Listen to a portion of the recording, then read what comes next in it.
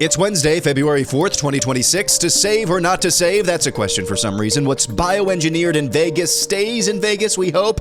And unlike yesterday, where we heard blasphemy, today we'll hear an actual good hermeneutic next on the AM Update. Senate Majority Leader John Thune is starting to backpedal on the SAVE Act. Right. Well, I guess, and I would just remind people that the coin in the realm in the Senate is floor time. There's a finite amount of it, and we have a lot of things we have to do. There's a housing bill that's awaiting action, hopefully a market structure bill. Senator John Thune saying, we don't have time. We don't have time to save the Republic, ensure the future of the Republic. We've got to keep the government open, of course. President Trump at the White House says, what are you talking about? We should have a lot of the things that I think everybody wants to see. Who would not want voter ID? Only somebody that wants to cheat. Think of it. We don't have voter ID. And the Democrats don't want it. And the reason they don't want it is because they want to cheat. Because there's no reason in the world, and I love that debate, Lindsay. I love saying, well, why don't you want voter ID? There's President Trump at the White House. House Speaker Mike Johnson says the next order of business should be the SAVE Act. SAVE Act attached to it. Well, look, we are going to be fighting for the SAVE Act, and I'll tell you why this is so important. We passed it twice in the House. And we will pass it again. The SAVE Act just simply says you have to have verification of citizenship to register to vote. That's about a 90-10 issue on many of the polls in this country. And we're going to enhance it by what the president calls the Save America Act. And so it would be proof of citizenship to register to vote and voter ID, which is also about an 80 or 90% issue on the polling. So they are right about that. These are all very popular issues. Why you would not take or not make every move in the world to put at least the Democrats on record is beyond me. That's the subject of our poll of the week. You can go check that out at Real AM Update on X. Also, in Congress, in the House of Representatives, they approved a rule for government funding package. So who knows where the government partial shutdown is headed. That's been all over the place this week. We go to Las Vegas, where a suspected biological laboratory found in a Las Vegas home and now under investigation by authorities is linked to the owner of an unauthorized California biolab that was arrested in 2023. SWAT officers served a search warrant on Saturday after receiving a tip that a biolab was located at the house on the city's east side. It's according to a statement from the Las Vegas Metropolitan Police Department. Officers took one person, the property manager of the residence, into custody, but there was no immediate information about possible charges. Investigators located evidence of possible biological material, including refrigerators containing vials with unknown liquids. Authorities said there is no threat to the public.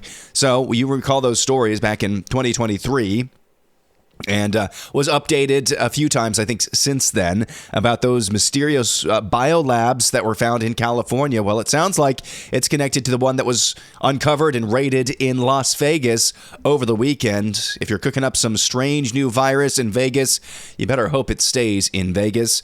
Speaking about strange new viruses, we go back to the streets of Minneapolis. Fucking predators, you get the out of here, away from me. You predator! Back up. You! Back up. What the are you gonna do? That is a white commie street orc harassing, I believe, a Customs and Border Patrol or ICE agent who happened to be black. You! Oh, I'm cooking. I don't have a gun. So how does it feel after that control taking from the family? Good. Good about yourself. Yeah, families should be ripped apart. If I kind of energy, like we should rip people apart from their families. Are you a man? Wow. Did you hear that? That was the black Immigration and Customs Enforcement agent asking one of those commie street orcs who happened to be a dude who felt pretty, quote, "Are you a man?" Listen to this. Oh, is that a question? Wow. Okay. How do you feel about ripping people from their families? Does that feel good? And there's that commie street orc calling that black ICE agent a house N-word. So there's an ICE agent with an attitude, and there's a white commie street orc in Minneapolis. Apparently, the N-word is back on the books again. It's back on the menu. Also in Minneapolis, Marcia Howard, it's the head of the Minneapolis Teachers Union, is admitting that, yes, there are some elected officials in that Signal group chat that's been used to gum up the works of immigration enforcement in the Twin Cities. People that are actively engaged in ICE Watch, in being vigilant in protecting our neighbors, in Signal chat groups, running plates in their cars, doing patrols, that somehow we're ashamed of that activity, that somehow you could call our bosses or show our faces and then we would be shunned by our community. Our bosses are in the Signal chats with us. That is Marcia Howard, head of the Minneapolis Teachers Union, saying, yeah, heck yes, all of us, elected officials, everyone, are in the Signal group chats that have been used quite effectively at times by those commie street orcs in the Twin Cities to try to interfere with immigration and customs enforcement. By the way, Marcia Howard, that voice you just heard, made those comments on Al Jazeera. It is official, however. Immigrant encounters, illegal alien encounters at the U.S.-Mexico border are at their lowest level in over 50 years. You may be surprised. Barack Obama actually had some pretty low levels of encounters at the southern border. That's the lowest it's been for a while, although during the first Trump administration, there were some low years as well, although it exploded in his third year in the White House in his first term. Well, during his first year of his second term, 237,000 encounters. That's the lowest level since the 70s. That's pretty incredible stuff, especially given the coordinated narratives that we've seen unfold all over the country. We go back to the Epstein files. Melinda Gates calls out her ex-husband, Bill Gates, for his alleged behavior in the recently dropped Epstein files. One of those files from Jeffrey Epstein is, now I've seen it accounted both ways. One, he was emailing Bill Gates. Another, Epstein was just emailing himself about an escapade where Bill Gates received an STD from a Russian prostitute and was emailing Epstein about how to get antibiotics for his then wife, Melinda, to slip them into her food or drink so that she wouldn't get the STD as well, or at least treat the STD. That was the claim. There was another claim that this was just made up by Epstein to provide ex nihilo blackmail out of nothing. Well, it seems like Melinda Gates now on an NPR podcast is basically confirming the account that Bill Gates got up to some really shady stuff. Surprise, surprise, is actually true. I have to acknowledge the elephant in the room at this moment. Your ex-husband, Bill, is named in the newest tranche of Epstein files. And there are a new alleged details about his past behavior. And I want to give you the opportunity to respond in whatever way you want to. Well, let me say this. I think we're having a reckoning as a society, right? No girl should ever be put in the situation that they were put in by Epstein and whatever was going on with all of the various people around him. No girl. I mean, it's beyond heartbreaking, right? I remember being those ages those girls were. I remember my daughters being those ages, right? So for me, it's personally hard whenever those details come up, right? Because brings back memories of some very, very painful times in my marriage, but I have moved on from that. I purposely pushed it away and I moved on. I'm in a really unexpected, beautiful place in my life. So whatever questions remain there of what I can't even begin to know all of it, those questions are for those people and for even my ex-husband. Melinda Gates not exactly coming to the defense of her ex-husband, even in a story where she is invoked. When we come back, there is maybe maybe a real domino that's falling in the fight to ban meatball surgery for minors in the name of gender. Also, an actual good hermeneutic. Yesterday, we heard from that U.S. Senate candidate in Texas, James Tallarico, claiming that the Virgin Mary is a great example of how abortion should be legal. That is, on its face, is just ridiculous. Well, what does it sound like when a politician or wannabe politician provides an actual good hermeneutic on a pressing issue? We'll talk about that coming up next.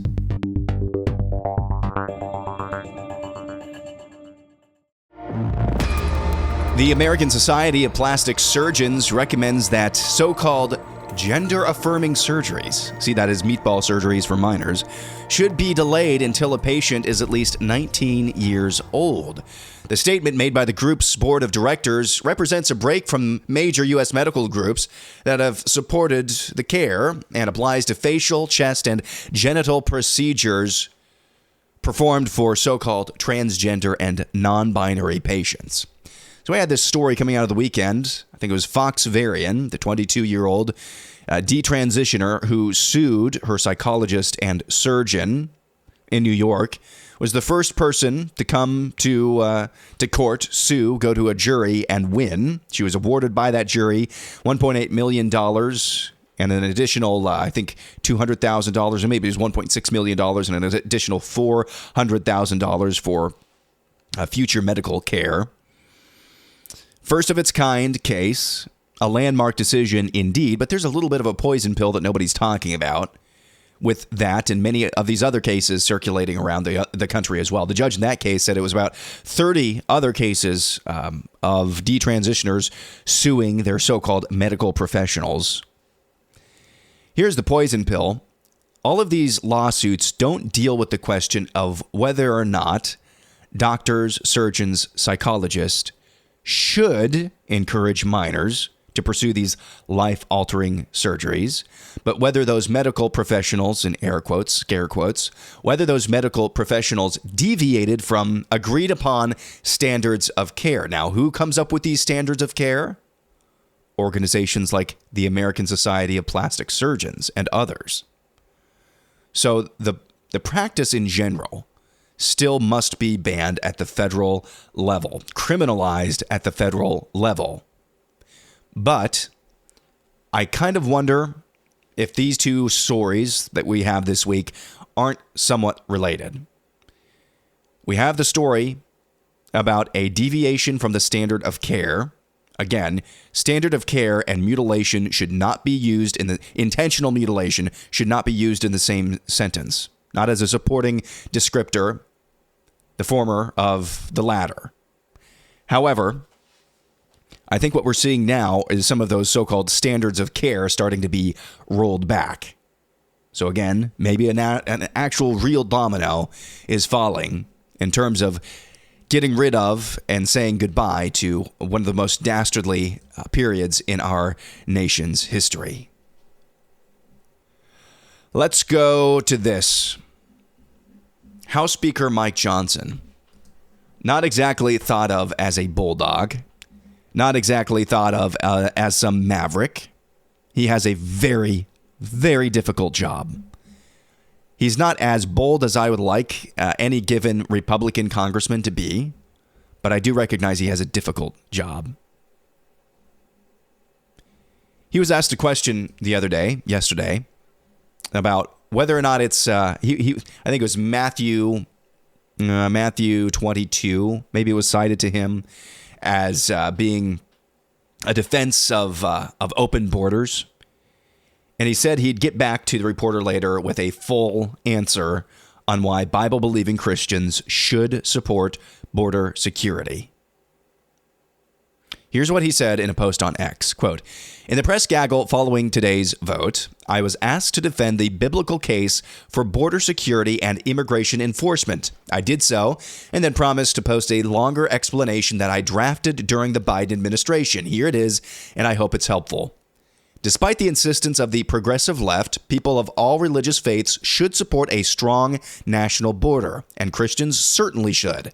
Critics are fond of citing particular Bible verses out of context to claim that Christians and Jews are being unfaithful if we oppose their radical open borders agenda. It has become increasingly important for us to set this record straight. Perhaps the verse most often cited by the left is Leviticus 19:34. Whether they know it or not, that passage happens to be from the instructions Moses delivered to the Israelites when they were on their journey through the wilderness in Sinai before they reached their own promised land. The verse reads as follows, quote, "But the stranger that dwelleth with you shall be unto you as one born among you, and thou shalt love him as thyself, for ye were strangers in the land of Egypt. I am the Lord your God."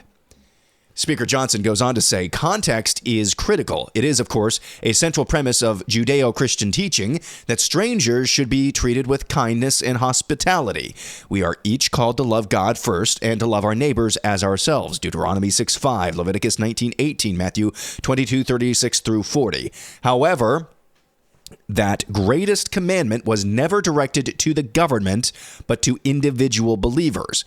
The Bible teaches that God ordained and created 4 distinct spheres of authority: the individual, the family, the church, and civil government, and each of these spheres is given different responsibilities. For example, while each individual is accountable for his or her own behavior, like Exodus 20, the family is commanded to bring up children in the training and instruction of the Lord, Ephesians 6:4, and provide for their relatives, 1 Timothy 5:8. The church is commanded to make disciples and equip people for the work of the ministries, Ephesians 4:11 through 13, and the civil government is established to faithfully uphold and enforce the law so that order can be maintained in this fallen world, crime can be kept at bay, and people can live peacefully, Romans 13, 1 Timothy 2:1 and 2. To be properly understood, anytime a command is given in Scripture, one must first determine to whom that command is directed.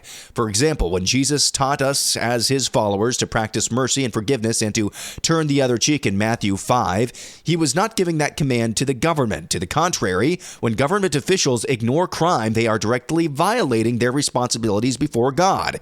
Indeed, the civil authorities are specifically charged to do justice, to bear the sword, and to serve as the minister of God, a revenger to execute wrath upon him that doeth evil, as we see in Romans 13. As the Bible warns, when a crime is not punished quickly, people feel it is safe to do wrong, Ecclesiastes 8:11. Read it in its context. The passage in Leviticus 19 makes perfect sense. Showing love and kindness to a stranger was not a command given to civil government, but instead to individual believers. That same principle is emphasized in the New Testament when Jesus spoke of embracing, caring, and providing for the least of these in Matthew 25. His instruction was given to his disciples and not the local authorities. The Bible is clear that Christians should practice personal charity, but also insist upon the enforcement of laws like our federal immigration statutes, so that every person is subject to the governing authorities, and those who resist incur judgment, as we see again in Romans 13. So I think you get the picture there from House Speaker Mike Johnson. That's just half of his hermeneutic on understanding border security and why Bible-believing Christians should believe in government enforcing border and immigration laws. And finally, air analysis, slightly acidic, mostly necessary. Contrast what you heard from Mike Johnson there, who you can debate how effective he actually is. I don't think it's up for debate. He has a really, really difficult job. Contrast that with the U.S. Senate candidate, the Democrat U.S. Senate candidate yesterday that we had in AM Update, James Tallarico, saying that because the angel asked for consent as to whether or not Mary, I mean, that's not even a proper reading of that scripture. I wish I would have said that yesterday. I thought that went without saying. That's not even a proper reading of that scripture. And by the way, James Tallarico, apparently a seminary student as well. But his case was because the angel asked for consent for Mary, that means that that's a biblical case, that you have to give consent to actually having a baby. Well, as I pointed out yesterday, when you have sex, you're consenting. And that has nothing to do with the account of Mary and the conception of Jesus. Nothing to do with it. But contrast that just dastardly, just twisted reading of Scripture to a pretty rock-solid hermeneutic of why we need and why it's acceptable and why it's necessary and actually moral for Christians to believe in a secure border and enforcement of laws. Contrast that to House Speaker Mike Johnson and what I just read for you. As black-pilled as even like the poll of the week this week is in terms of what we think of congressional Republicans. Might I suggest that maybe one reason why the Republican Party and Republican members of Congress might still be worth supporting is you have a much, much higher chance of that hermeneutic that you just heard from Mike Johnson being injected into the bloodstream of the Republican caucus on Capitol Hill than you ever will have with the Democrats. Than you ever will have. And at the very least, what people like Mike Johnson and other Republicans who articulate good things, who articulate understandings of biblical precepts, at least what they're doing is providing a standard by which we can judge how well they've lived up to that. And we can vote accordingly. You're never going to get that with the Democrats. There. I tried to do the Republican Party, congressional Republicans, a solid. That's going to do it for today. Back at it again tomorrow. I'm Aaron McIntyre, and this is the AM Update.